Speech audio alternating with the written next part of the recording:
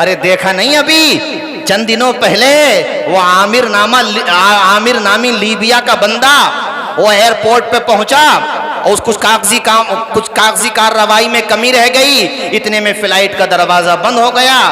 Flight تو اپنے اصول اور نیم سے چلتی ہے اور وہ احرام باندھے بیٹھا ہے بیچارہ وہاں۔ حج کو جانے والوں کی دو صورتیں ہوتی ہیں، جو شروع میں فلائٹ جاتی ہیں، اپنے انڈیا سے بھی یہی رول ہے، وہ پہلے مدینہ شریف جاتی ہیں، بعد کی تاریخوں میں جاتے ہیں جدہ جاتے ہیں، چونکہ مکہ شریف جاتے ہیں۔ جو جدہ جایا جاتا ہے اپنے انڈیا سے بھی یہی ہے، احرام یہیں سے باندھا جاتا ہے، وہاں سے بھی یہی ہوگا، وہ احرام باندھا ہوا ہے اور جب تک اس نے اپنے قانونی کارروائی مکمل کی فلائٹ توڑ گئی۔ اور وہ اس سے کہہ رہے ہیں سارے لوگ کہ بھیا اب تمہارے لیے کوئی چانس نہیں ہے، واپس چلے جاؤ۔ یار مگر محمد عربی کے در کا وہ کیسا غلام تھا، وہیں پہ بیٹھا رہا، کہا میں نے احرام باندھ لیا ہے، نیت کر لی ہے، جاؤں گا نہیں، مجھے رب کی ذات پہ بھروسہ ہے کہ میرا خدا مجھے بھیجے گا۔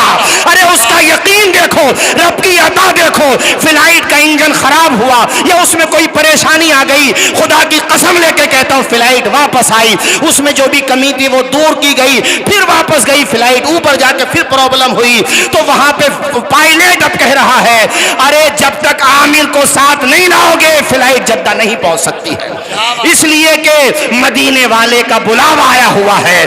اللہ چاہتا یہ ہے کہ میرا یہ بندہ جو احرام کی حالت میں یہاں بیٹھا ہے، جب تک اسے فلائٹ میں نہیں بٹھاؤ گے فلائٹ نہیں پہنچے گی۔ اور ایسا ہی ہوا، فلائٹ واپس آئی، وہ جناب والا بڑی عزت کے ساتھ جسے پہلے بھیجا جا رہا تھا واپس اب بلایا جا رہا ہے۔ یہ دیکھو کرم دیکھو، ارے اسی لیے تو کہا ہے کوئی سلیقہ ہے آرزو کا، نہ بندگی میری بندگی ہے، یہ سب تمہارا کرم ہے آقا کے بعد اب تک بنی ہو۔ سبحان اللہ سبحان اللہ ماشاءاللہ۔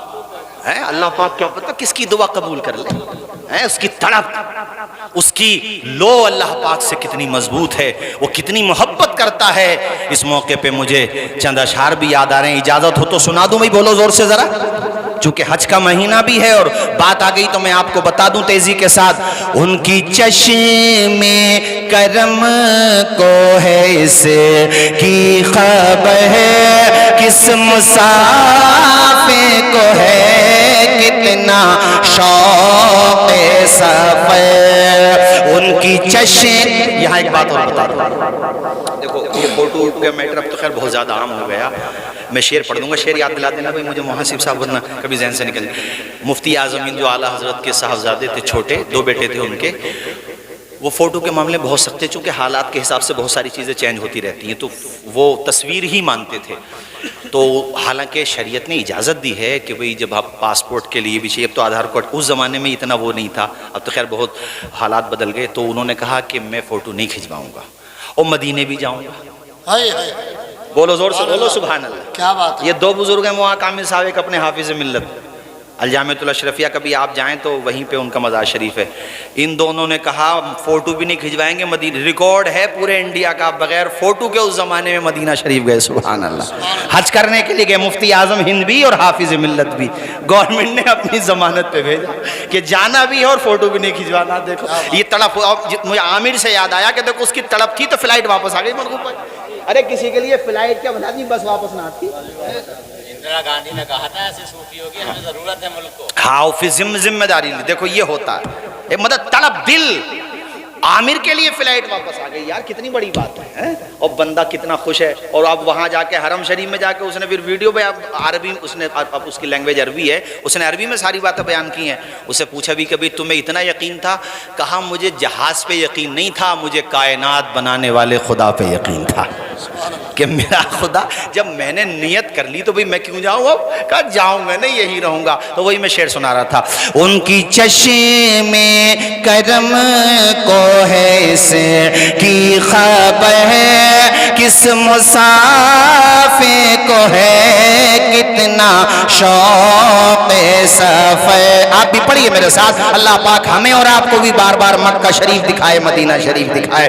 ان کی چشم کرم کو ہے اس کی خبر ہے، کس مسافر کو ہے کتنا شوق سفر۔ ہم کو اقبال جب بھی اجازت ملی، ہم بھی آقا کے تک جائیں گے، فاصلوں کو تکلف ہے ہم سے اگر ہم بھی بے بس نہیں، بے سہارا نہیں، خود انہیں کو پکاریں گے ہم دور سے راستے میں اگر پاؤں تھک جائیں گے۔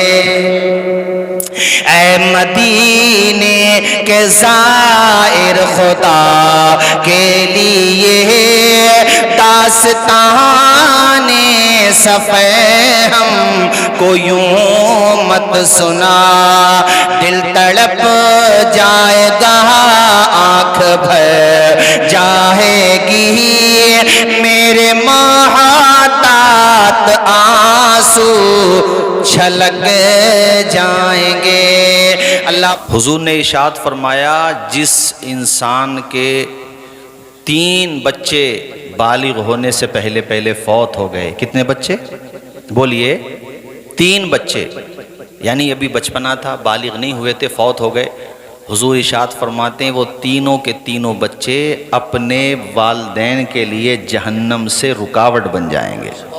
اور حسنن حسینن کا لفظ ہے، یعنی مضبوط رکاوٹ، یعنی خود بھی جہنم میں نہیں جائیں گے اور اپنے ماں باپ کو بھی جہنم میں جانے سے بچائیں گے۔ حضرت ابو ذر اس موقع پہ وہیں پہ تھے جہاں حضور نے ارشاد فرمایا، انہوں نے کہا یا رسول اللہ میرے 2 بچے فوت ہو چکے ہیں، یعنی 3 نہیں ہیں، 2 بچے ہیں۔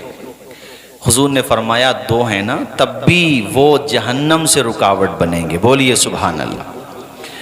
2 بچوں کے لیے بھی حضور نے بشارت دے دی۔ فقال ابی بن کعب سید القراء، یہ قاریوں کے سردار تھے، یہ قرآن شریف جو تجوید کے ساتھ پڑھا جاتا ہے، یعنی حضرت ابی بن کعب اتنے بڑے قاری تھے کہ صحابہ کرام تمنا کرتے تھے ان کے پیچھے نماز پڑھنے کے لیے، اتنے بڑے قاری تھے۔ ابی بن کعب نے عرض کیا رسول اللہ میرا ایک بیٹا فوت ہوا ہے اور میں نے اسے اپنے سے پہلے بھیجا ہے، قدمتو کا مطلب میں نے اسے اپنے سے پہلے بھیجا، یعنی میں ابھی دنیا میں ہوں، میرا بیٹا چلا گیا دنیا سے۔ حضور نے فرمایا ایک بیٹا بھی کسی کا فوت ہو اور وہ صبر کرے تو اللہ تعالیٰ اس کے بیٹے کو بھی جہنم سے جانے کے لیے رکاوٹ بنا دے گا۔ تو میں عزیزم محمد سراج ان کے والدین کو صبر کی تلقین کروں گا کہ صبر کرنا چاہیے۔ امام بخاری المتوفا 256 ہجری بخاری شریف میں یہ حدیث شریف لے کر کے آئے ہیں کہ حضور پاک کے صاحبزادے تھے جن کا نام تھا حضرت ابراہیم، زور سے بولیے کیا نام تھا؟ فوت ہو گئے وہ، حضور مسجد نبوی میں تھے، بتایا نہیں اس وقت فوت نہیں ہوئے تھے، کہا یا رسول اللہ آپ کے بیٹے کی سانسیں چل رہی ہیں، جس کو ہم لوگ بولتے ہیں نزا کا وقت، کیا بولتے ہیں؟ نزا کا۔ 15-20 منٹ سن لو آپ لوگ توجہ کے ساتھ، جو ٹاپک ہے اسی حوالے سے میں عرض کروں۔ تو حضور کے قدم تیز ہوئے، وہاں پہ پہنچے تو حضرت ابراہیم، ان کے بیٹے کا نام حضور کے ابراہیم تھا، طبیعت ناساز ہے اور حضور نے ان کو اپنی گود میں لیا۔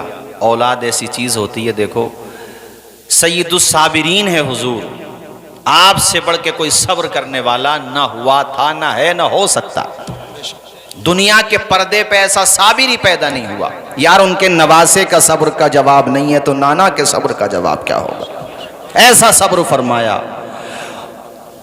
اور حضور جیسا اخلاق بھی اللہ نے کسی کو نہیں دیا، بے شک سب اپنی اپنی جگہ بلند اخلاق ہیں، مگر حضور کو اللہ نے ہر اعتبار سے بے مثل و بے مثال رکھا ہے، ہر اعتبار سے ایسا اللہ نے ان کو عطا فرمایا صبر۔ آپ حضور کی زندگی پڑھیے، ہر گوشے پہ آپ کو رہنمائی ملے گی کہ دیکھو گالیاں دینے والوں کو، آپ کی راہ میں رکاوٹیں ڈالنے والوں تک کو آپ نے معاف کر دیا، اور اس معافی کا اثر یہ ہوا کہ جو لوگ بڑے بڑے معجزات دیکھ کر کے کلمہ نہ پڑھ سکے، آخر میں حضور نے اپنے اخلاق کا ایسا تماچا انہیں مارا کہ وہ بھی آپ کے قدموں میں آ کے گر گئے اور وہ بھی مشرف بہ اسلام ہو گئے۔ یہ حضور کی شخصیت ہے، ورنہ آج ذرا سی کسی سے کوئی بات ہو جائے تو وہ دل سے نہیں نکلتی، مگر یہ حضور کی ذات ہے کہ جنہوں نے مکہ شریف میں آپ پہ ظلم کی ساری حدیں توڑ دیں۔ حضور نے جب مکہ فتح کیا، بتاؤ کیا میرے حضور نے یہ نہیں فرمایا کہ اے مکہ والو، محمد کسی کے لیے زحمت بن کے نہیں آیا ہے، سب کے لیے رحمت بن کے آیا ہے۔ حضور نے سب کو معاف کر دیا۔ تو میں یہ بتا رہا ہوں کیسے صابر ہیں، مگر اولاد کی محبت دیکھیے کہ حضور نے جب دیکھا میرے بیٹے کا دم چل رہا، اس کو یہی بولیں گے یہاں سمجھانے کے لیے، نزا کا وقت ہے، تو حضور کی چشمان مازاغ آنسوؤں سے تر ہو گئی۔ اولاد ایسی چیز ہوتی ہے، آنکھوں سے آنسو آپ کے چشمان مازاغ آنسوؤں سے بھیگ گئیں، ڈب ڈب آ گئیں۔ یہ بخاری شریف کی میں حدیث شریف بتا رہا ہوں۔ اللہ اکبر۔ حضور پاک نے خیر وہ تجہیز و تکفین، بعد تدفین صحابہ نے عرض کیا رسول اللہ آپ کی آنکھوں میں آنسو؟ تو حضور نے ارشاد فرمایا میرے عزیز صحابہ، یہ باپ کی محبت ہے اولاد کے لیے جو اللہ پاک نے دل میں رکھی ہے ہر باپ کے، جو آنسوؤں کی شکل میں ظاہر ہو رہی تھی۔ اس سے کیا ثابت کرنا چاہتا ہوں؟ اس سے یہ بتانا چاہتا ہوں اپنے بیٹے کی موت پر، اپنے کسی عزیز کی موت پر باپ، بھائی، اپنا دوست، اپنا چہیتا بے ساختہ آنکھوں سے آنسوؤں کا جاری ہو جانا یہ ناجائز نہیں ہے، یہ تو مدینے والے کی سنت ہے۔ بے شک زور سے بولو، یہ تو مدینے والے کی، یہ تو دل کی محبت ہوتی ہے۔ جو آپ نے اچانک خبر سنی کہ بیٹے کا انتقال ہو گیا، اب دیکھو حضور پاک سے بڑا تو کوئی صابر نہیں ہے۔ ہاں، رونا وہ منع ہے جس میں اللہ پاک کی ناشکری کے الفاظ شامل ہوں، جس میں ایسے الفاظ ہوں جس سے اللہ ناراض ہو، ناشکری ہو، یا صبر والے الفاظ نہ ہوں۔ مثلا بعض لوگ نقل کفر نباشت، میں سارے الفاظ تو نہیں کہوں گا، بعض لوگ اس طرح کے جملے بھی بول دیتے ہیں کہ میں ہی ملا تھا، اس طرح کے جملے بول دیتے ہیں، یا مجھ پہ اتنی پریشانیاں کیوں پڑتی ہیں؟ او میرے بھائیو، صبر کا اللہ پاک نے حکم دیا ہے، تم پہ اتنی پریشانیاں نہیں پڑی ہیں جتنی کربلا میں امام حسین پہ پڑی ہیں، مگر پھر بھی انہوں نے صبر کا دامن تھاما۔ تم پہ تو ان پریشانیوں کا بشمول میرے ہم نے اور آپ نے تو ان پریشانیوں کا منہ بھی نہیں دیکھا ہے جو پریشانیاں ہمارے حضور پہ پڑی ہیں۔ ایسی ایسی پریشانیاں اللہ کے پیغمبر فرماتے ہیں، اے عائشہ مجھے وہ دن کبھی نہیں بھولتا جب میں یہ طائف میں گیا تھا لوگوں کو دین کی دعوت دینے کے لیے، تو ایک تو انہوں نے دعوت ٹھکرا دی، اور دوسرے ان کے اوباش غنڈوں نے راستوں کے کنارے پہ کھڑے ہو کر کے میرے اوپر پتھر مارے، اور میرے دونوں نعلین، جوتیوں کو کہتے ہیں نعلین، وہ خون سے بھر گئے۔ میں ایک پاؤں اٹھاتا تھا تو وہ دوسرے پہ پتھر مارنے لگتے تھے، دوسرے اٹھاتا تھا پہلے پہ پتھر مارتے تھے۔ عائشہ وہ دن میں آج تک نہیں بھولتا۔ ایسا ایسا وقت حضور پہ آیا، مگر ان اللہ مع الصابرین، حضور نے صبر کا دامن تھاما اور ایسا صبر کر کے دکھایا کہ صبر کو اگر مجسم کر دو تو محمد عربی کی ذات کہلاتی ہے میرے ساتھیوں۔ ایسا صبر کر کے دکھایا کہ آپ کو اس کی مثال مل ہی نہیں سکتی۔ ارے یار، آپ کی عمر کیا تھی ابھی بتاؤ؟ 6 سال کی عمر تو تھی حضور کی جب والدہ کا سایہ سر سے اٹھ گیا۔ بولو، اونچا بولو، 6 سال کی عمر تھی، اور ابھی شکم مادر میں تھے، شکم مادر میں تھے ابھی۔ اس وقت آپ کے والد کا سایہ اٹھ چکا تھا، 6 سال کی عمر میں ماں کا بھی سایہ اٹھ گیا، اور جناب والا 8 سال کی عمر آتے آتے آپ کے دادا کا بھی سایہ اٹھ گیا۔ اور جب دادا کا جنازہ اٹھا ہے حضرت عبد المطلب کا، تو مدینے میں، وہ مکہ شریف میں منڈیاں بند ہو گئیں، اتنے بڑے آدمی تھے وہ، منڈیاں بند ہو گئیں، لوگوں نے اپنے کاروبار بند کر دیے۔ اور جب جنازہ لے کے جا رہے تھے حضرت عبد المطلب کا، تو لوگوں نے دیکھا ایک چھوٹا سا بچہ خانے کعبہ کی دیواروں سے چمٹ کے رو رہا تھا، اور وہ ہمارے نبی کی ذات تھی۔ میرے عزیز کے کتنے غم پڑ، پوری زندگی حضور کی دیکھو، مشفق چچا کا سایہ سر سے اٹھا، کیسی کیسی پریشانیاں حضور پہ آئیں، اور پوری زندگی حضور کی دیکھو۔ تو یہ میں آپ کو اس لیے بتا رہا ہوں کہ میں سمجھتا ہوں بھئی ان کا غم، جیسا کہ حضرت محاکامی صاحب نے بتایا کہ ان کے بچے کی بڑی چرچا تھی، لوگ بڑی محبت کرتے تھے، پورا محلہ۔ اور اچھا، ایک بات میں یہ بھی کہتا ہوں کہ جس کی عمر کم ہوتی ہے اس کا ذہن بھی زیادہ ہوتا ہے۔ ماسٹر سلیمان صاحب، زیادہ تر آپ نے دیکھا ہوگا جس بچے کی عمر کم ہوگی مرغوب بھائی، اس میں ذہانت بہت ہوتی ہے۔ مطلب آپ دیکھیے کتنا خوبصورت، اور اللہ تعالیٰ نے، اب میں تمہیں قرآن کی ایک آیت سناؤں، اس آیت سے بھی آپ کو صبر کی تلقین ملتی ہے، اور یہ آیت جو ہے سورہ بقرہ کی آیت ہے، اور میں آپ کو بلکہ پورا حوالہ بتاؤں تاکہ چونکہ یہ ہے کہ بات مضبوط 155 نمبر ہے آیات کا، یہ سورہ بقرہ میں دوسرے پارے کی آیت ہے۔ اللہ پاک فرماتا ہے وَلَنَبْلُوَنَّكُمْ بِشَيْءٍ مِّنَ الْخَوْفِ وَالْجُوعِ وَنَقْصٍ مِّنَ الْأَمْوَالِ وَالْأَنفُسِ وَالثَّمَرَاتِ۔ اللہ پاک کہتا ہے ہم تمہیں آزمائیں گے، بھوک کے ذریعے بھی آزمائیں گے، تمہارا مال کم ہوگا ایسے بھی آزمائیں گے، اور تمہارا پھل کم ہوگا، تم سے تمہارا پھل لیا جائے گا ایسے بھی آزمائیں گے۔ اس حدیث کی شرح میں آتا ہے کہ یہاں پھل سے مراد اولاد ہے۔ زور سے بولو، پھل سے مراد اولاد، دل کا پھل ہے۔ جیسا کہ سنن ترمذی میں حدیث شریف ہے، اللہ اکبر، فرشتے اللہ کی بارگاہ میں جب روح لے کے جاتے ہیں، اللہ پاک فرماتا ہے اے فرشتو تم نے میرے بندے کے بیٹے کی، بچے کی کہہ لو، روح قبض کی، اس کے دل کا پھل توڑا تم نے، یہ بتا۔ حالانکہ اللہ عالم الغیب ہے، زور سے بولو اللہ سب جانتا، اللہ سے کیا چھپا ہوا ہے۔ اللہ تعالیٰ فرماتا ہے میرے فرشتوں تم نے اس کے دل کا پھل توڑا، تم نے اس کے بچے کی روح قبض کی، تو میرے بچے کا کیا ری ایکشن تھا، اس نے پلٹ کے کیا کہا تھا؟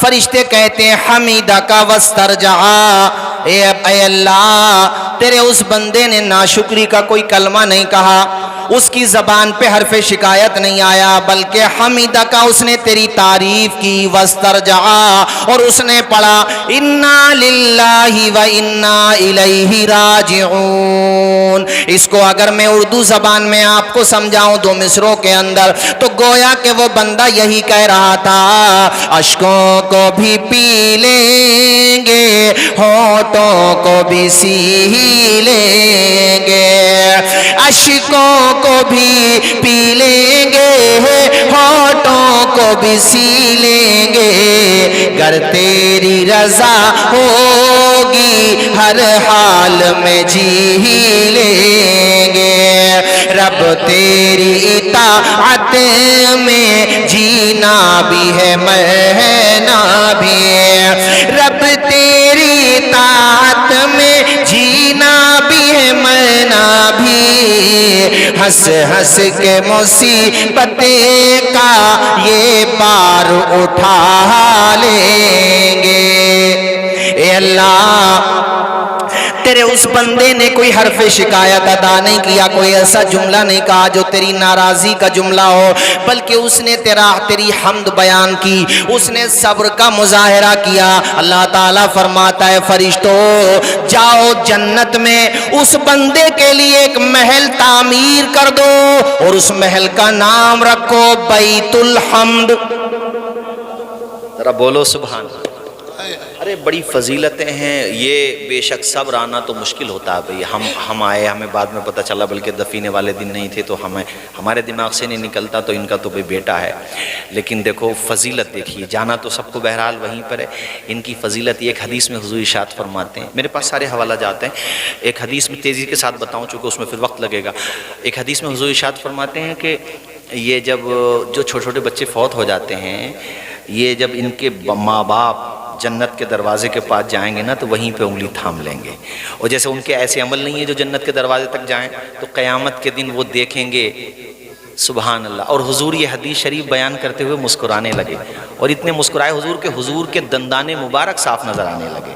حضور نے فرمایا یہ قیامت کے دن اللہ کی بارگاہ میں کہیں گے یا اللہ ہمیں دنیا میں بھی ماں باپ کا پیار نہ ملا، دنیا میں بھی یا اللہ ہم نے وہ دور نہیں دیکھا کہ ہم بڑے ہوتے اپنے ماں باپ کا سہارا بنتے، یا اللہ اب ہمارے ماں باپ دوسری طرف جائیں اور ہم دوسری طرف جائیں، اے میرے مالک چھوٹے چھوٹے بچے اللہ کی بارگاہ میں، حدیث کے الفاظ کا ظاہری ترجمہ تو میں تمہارے سامنے کر بھی نہیں سکتا، بس یہ سمجھ لو کہ اللہ کی بارگاہ میں وہ بار بار عرض کریں گے، میرا رب فرمائے گا او چھوٹے چھوٹے بچوں جو تم چاہتے ہو وہی تمہارا خدا چاہتا ہے، جاؤ اپنے ماں باپ کی انگلی تھامو اور ان کے ساتھ انہیں لیتے ہوئے جنت میں داخل ہو جاؤ۔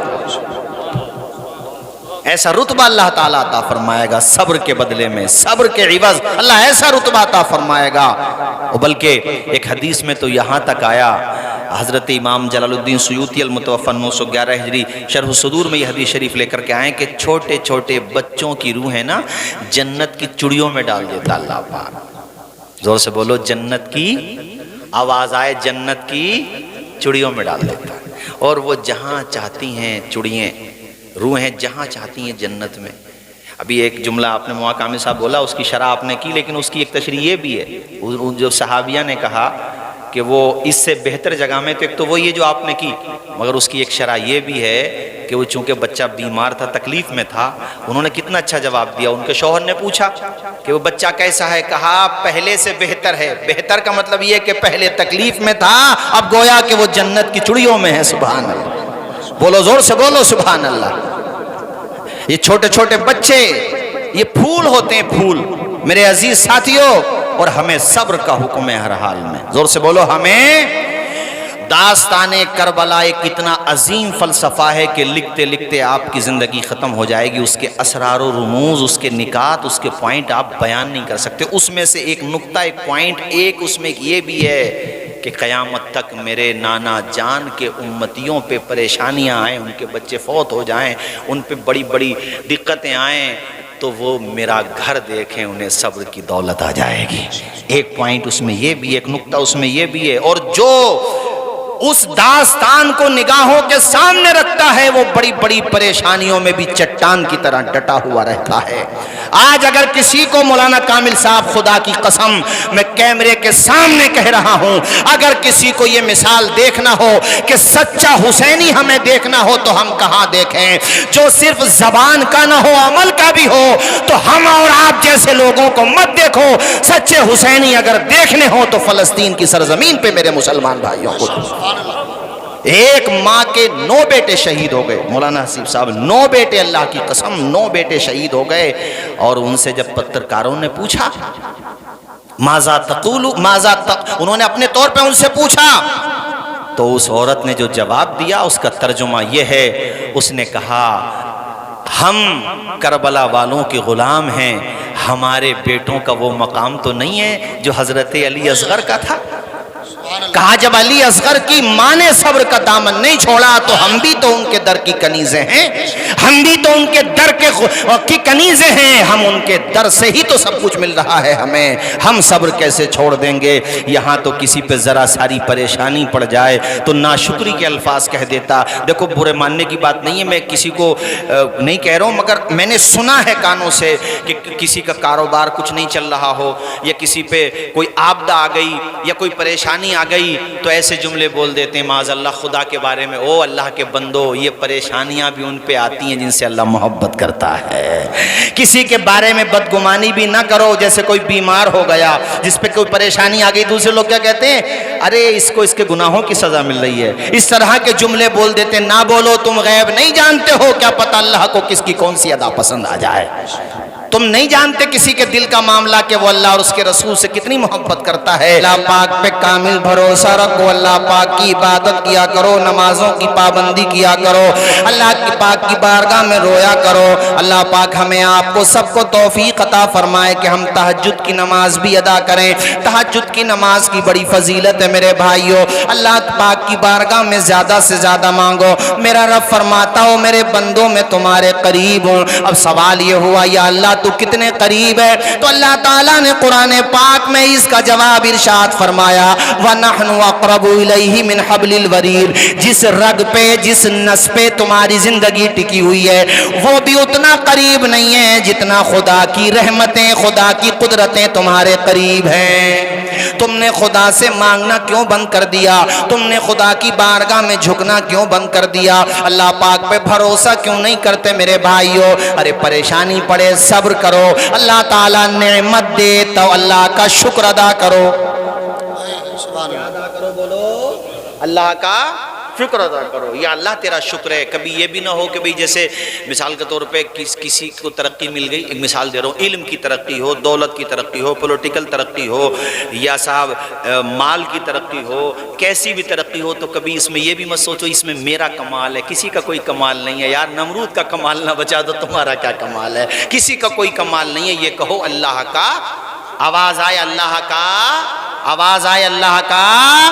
شکر ہے. ہاں کبھی بھی یہ مت سوچو جو اکڑا خدا کے غضب نے اسے ضرور پکڑا, جو ہوتا ہے نرم خدا کا ہوتا ہے اس پہ کرم. ہاں اللہ سے. اور یہ بھی ذہن میں رکھو ہمیشہ کہ کیا معلوم اگلا جنازہ بستی سے ہمارا ہی اٹھے. یہ ہم سب میں تو اپنے آپ کو بھی ساتھ میں کہہ رہا ہوں آپ کے, ہم سب میں کمی ہے کہ اعلان سنتے ہیں مسجد سے فلاں صاحب کا انتقال ہو گیا, عشاء کی نماز کے بعد دفن ہوگا, تو اس میں نا ہم لوگ سن کے یہ سوچتے ہیں کہ شاید ہمارا اعلان ہی نہیں ہوگا, اور یہ پتہ نہیں ہے کہ اگلا اعلان بھی ہمارا ہو سکتا ہے. یہ لاپرواہی ہے ہم لوگوں کی. ابھی اس دن ہم بیٹھے تھے ایسے ہی, مولانا کامل صاحب ایسی بات چیت چلنے لگی اپنے ہی بستی میں, تو ایک صاحب کہنے لگے, بولے مولانا 3 سال میں صرف سکندرپور کے اندر 3 سال, ہاں 4 سال میں صرف سکندرپور کے اندر انہوں نے بتایا مجھے, انہوں نے شمار کرے ہوں گے, غور کیا ہوگا, کہنے لگے 60 سے زیادہ لوگ فوت ہو گئے. بولے 60 سے زیادہ, 70 کے آس پاس. بولے یہ تو میری نالج میں ہے, زیادہ ہو سکتے ہیں. تو ایسے ہی اپنے گاؤں کے بارے میں بھی سوچو, اپنا نمبر کب آیا اب آیا. یہ مت سوچو کہ ابھی ہم جوان ہیں. ہاں جوان نہیں, کبھی بھی موت آ سکتی ہے.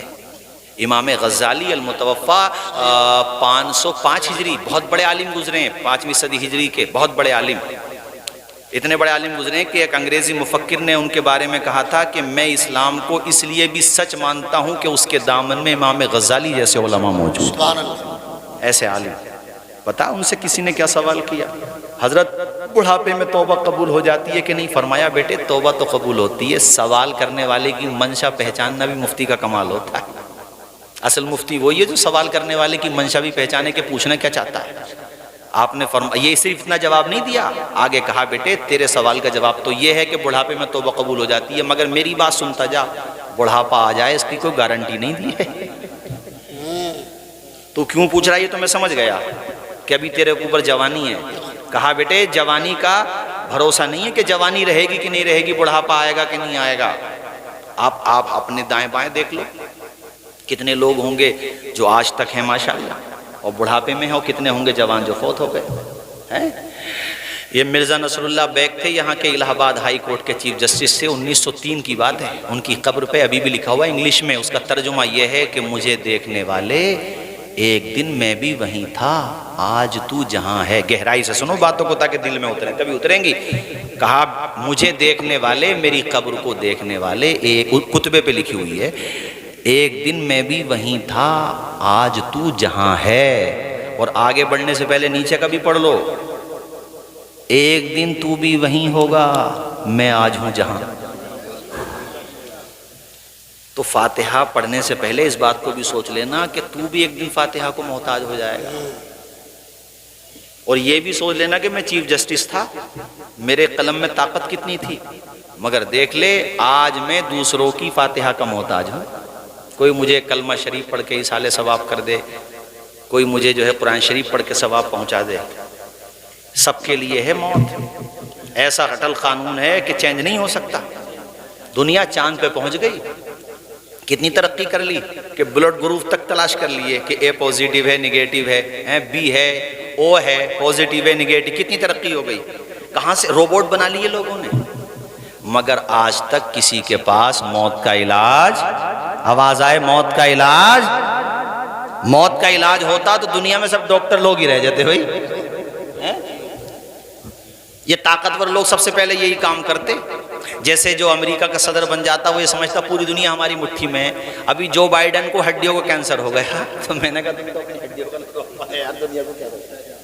کوئی نہیں بچ سکتا موت سے, یہ رب کا اٹل قانون ہے, کوئی نہیں بچ سکتا. ایک دن موت سب کو آنا ہے, اور اس دن آنا ہے جس دن اللہ تعالیٰ نے لکھ دی ہے. کوئی ٹال نہیں سکتا موت کو. یہ دعائیں کیا کرو, یا اللہ ہمارا خاتمہ ایمان پر فرما. زور سے بولیے آمین. ہمارا خاتمہ ایمان پر فرما. یا اللہ تو بڑا کریم ہے, ہمارے گناہوں کو معاف فرما, تو بڑا رحیم ہے, ہماری خطاؤں کو بخش دے. اے میرے ساتھیوں موت کی تیاری کرو. یہاں پہ جو ہمارے بزرگ بیٹھے ہوئے ہوں گے 70 سال والے, یا کسی کی 80 سال کی عمر ہوگی, میں ان سے سوال کرتا ہوں مجھے بتاؤ جب تمہاری 20 سال کی عمر تھی, یعنی اب سے 50-60 سال پہلے, آپ جو ہے جیسے ہمارے نظام ماموں ہیں, کتنی عمر ہوگی نظام ماموں آپ کی؟ 60 کے آس پاس تو ہوگی نا، 70 نہیں مرغوب بھائی کی 60 ارے نہیں بھائی 70 سال کی عمر ہوگی۔ نظام ماموں سے اگر میں پوچھوں کہ جب آپ 20 سال کے تھے تو اس محلے میں کتنے لوگ تھے، تو خدا کی قسم لے کے میں کہتا ہوں یہ خود بتائیں گے کہ حضرت پورا محلہ خالی ہو گیا، کچھ ہی لوگ بچے، 10% بچے ہوں گے یا 15%، باقی سب چلے گئے۔ یعنی 50-60 سال میں نسلیں چینج ہو رہی ہیں، نسلیں 50-60 سال میں۔ اب 50-60 سالہ زندگی میں ہم اتنے کھو جائیں کہ ہمیں اللہ یاد ہی نہیں آیا۔ برا مت ماننا، ہمارے مسلمانوں میں اب بھی ایسے لوگ ہیں کہ وہ صرف جمعے کے دن دیکھتے ہیں مسجد کو، جمعے کے دن جائیں گے بس، باقی انہیں توفیق نہیں ہوتی۔ جبکہ روزانہ اللہ کے گھر سے بلاوا آ رہا، آپ کو بلایا جا رہا کہ آؤ نماز کے لیے آؤ۔ بھائیوں میں تیزی کے ساتھ چند حدیثیں آپ کو نماز کے بارے میں بھی سنانا ضروری سمجھتا ہوں، اس لیے کہ ہمارے وہاں نماز کے معاملے میں بڑی لاپرواہی پائی جاتی ہے۔ بے شک نماز کو تو ہم اور آپ سب فرض جانتے ہی ہیں بے شک، مگر پڑھنے کے معاملے میں لاپرواہی پائی جاتی ہے۔ میرے ساتھیوں، نماز کے معاملے میں لاپرواہی نہ کیا کرو، پابندی کے ساتھ نماز پڑھا کرو۔ مشکات شریف پیج نمبر 57 کی سطر 26-27 کی حدیث شریف، عن ابی ہریرہ قال قال رسول اللہ صلی اللہ تعالی علیہ وسلم ارائیتم لو ان نہرا بباب احدکم یغتسل فیہ کل یوم 5 هل يبقى من درنه شیء؟ قالوا لا يبقى من درنه شیء قال فذلك مثل الصلوات الخمس یمحو اللہ بهن الخطایا۔ مشکات شریف پیج نمبر 58 کی سطر 13, 14, 15 کی حدیث شریف، عن عبداللہ ابن مسعود قال سألت النبی صلی اللہ تعالی علیہ وسلم ای الاعمال احب الی اللہ تعالی قال الصلاۃ لوقتها قلت ثم یقال بر الوالدین۔ مشکات شریف پیج نمبر 58 کی سطر 22, 23, 24 کی حدیث شریف، اور یہ حدیث شریف سنن بیہقی میں امام بیہقی بھی لے کر کے آئے، بڑی پیاری حدیث شریف ہے میرے بھائیو۔ عن ابی ذر ان النبی صلی اللہ تعالی علیہ وسلم خرج زمن الشتاء والورق يتهافت قال فقال یا ابا ذر قلت لبیک یا رسول اللہ قال ان العبد المسلم لا يصلي صلاة يريد بها وجه الله فتهافت عنه ذنوبه كما يتهافت هذا الورق عن هذه الشجرة۔ اللہ اکبر۔ ہمارے پیارے نبی اپنے صحابہ کے درمیان تشریف فرمائے، حضور نے فرمایا صحابہ یہ بتاؤ تم میں سے کسی کے گھر کے آگے پانی کا چشمہ جاری ہو اور وہ گھر والا روزانہ اس کے اندر 5 مرتبہ نہاتا ہو، کتنی مرتبہ بولو؟ روزانہ ڈیلی نہاتا ہو 5 مرتبہ، تو 5 مرتبہ نہائے گا تو بدن پہ میل کیسے بچے گا؟ ارے 5 مرتبہ کو آدمی 2 مرتبہ نہائے تو وہ پاک صاف رہے گا۔ ویسے پاک صاف رہا کرو، اور اس لیے کہ صفائی ستھرائی ایمان کا حصہ ہے، پاک صاف رہو۔ یہ بڑی بہت کمی کی بات ہے، ہمارے مسلمانوں کو تو ہوٹل بھی ایسے ملیں گے کہ ایسے لگے گا ساری گندگی کا ٹھیکہ انہوں نے لے لیا۔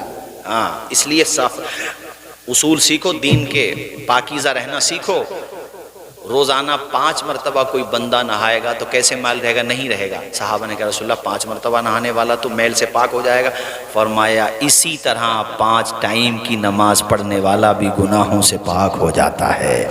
بولو زور سے بولو بھئی سبحان اللہ۔ اور بیہقی کی جو حدیث شریف سنائی، ابو ذر فرماتے ہیں کہ پتجھڑ کا موسم تھا، حضور کے ساتھ میں تھا، حضور پاک نے ایک درخت کی 2 ٹہنیوں کو پکڑا۔ اب جب پتجھڑ کا موسم ہوتا ہے تو آپ ٹہنی ہلاؤ، پتے خود بخود گرنے لگتے ہیں۔ فرمایا ابو ذر کہاں ہو؟ کہا یا رسول اللہ آپ کے پاس ہی۔ بڑے چہیتے صحابی ہمارے حضور کے، حضرت ابو ذر غفاری، سبحان اللہ۔ حضور نے ارشاد فرمایا ابو ذر دیکھ رہے ہو؟ کہا جی یا رسول اللہ دیکھ رہا ہوں۔ فرمایا جیسے میرے ہاتھ کو ہلا رہا ہوں تو یہ پتے گر رہے ہیں نا، ایسے ہی کوئی بندہ اللہ کی رضا کے لیے، نام و نمود کے لیے نہیں، اللہ کو راضی کرنے کے لیے نماز پڑھتا ہے تو اس کے بدن سے گناہ گرنے لگتے ہیں۔ بولو بھئی زور سے بولو سبحان اللہ۔ اور ایک حدیث جو میں نے سنائی، یہ مسلم شریف میں بھی ہے، امام مسلم بھی لے کر کے آئے اس حدیث کو۔ حدیث کیا ہے؟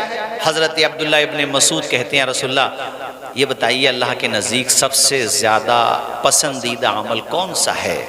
ایمان و عقیدے کے بعد اعمال میں سب سے پیارا اللہ کے نزدیک کون سا عمل ہے؟